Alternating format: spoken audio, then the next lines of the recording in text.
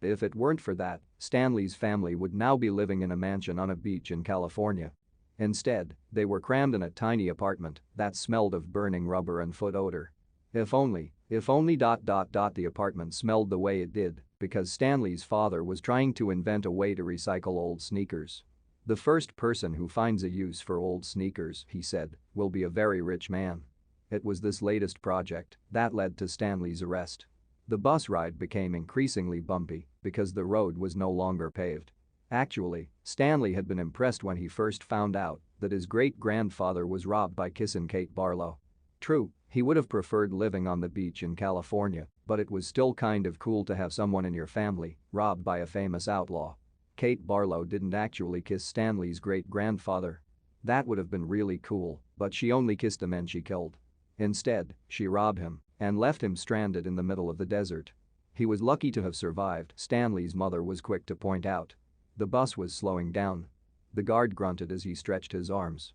"Welcome to Camp Green Lake," said the driver. Stanley looked out the dirty window. He couldn't see a lake. And hardly anything was green.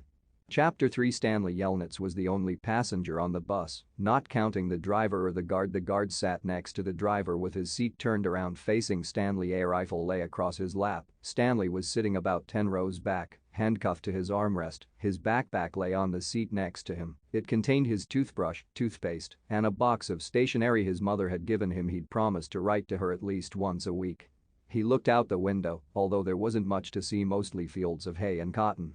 He was on a long bus ride to nowhere. The bus wasn't air-conditioned, and the hot, heavy air was almost as stifling as the handcuffs. Stanley and his parents had tried to pretend that he was just going away to camp for a while, just like rich kids do. When Stanley was younger, he used to play with stuffed animals and pretend the animals were at camp.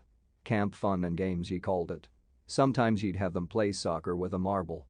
Other times they'd run an obstacle course or go bungee jumping off a table tied to broken rubber bands.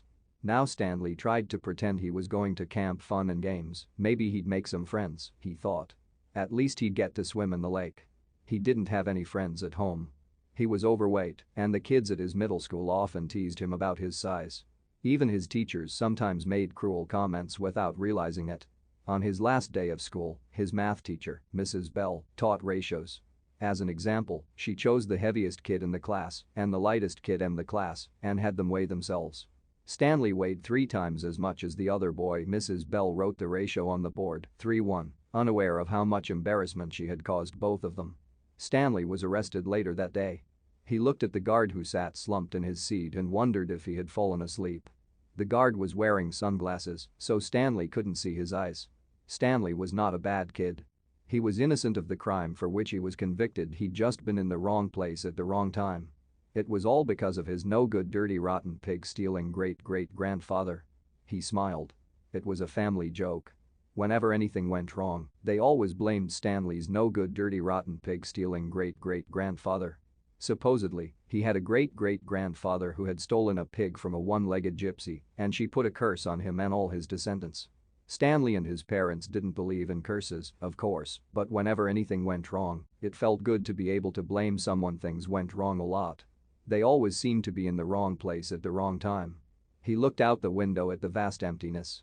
He watched the rise and fall of a telephone wire. In his mind he could hear his father's gruff voice softly singing to him, if only, the woodpecker sighs, the bark on the tree was just a little bit softer. While the wolf waits below, hungry and lonely, he cries to the moon, if only. It was a song his father used to sing to him. The melody was sweet and sad, but Stanley's favorite part was when his father would howl the word moon. The bus hit a small bump, and the guard sat up, instantly alert. Stanley's father was an inventor. To be a successful inventor you need 3 things: intelligence, perseverance, and just a little bit of luck. Stanley's father was smart and had a lot of perseverance. Once he started a project he would work on it for years, often going days without sleep. He just never had any luck. Every time an experiment failed, Stanley could hear him cursing his dirty, rotten, pig-stealing great-grandfather.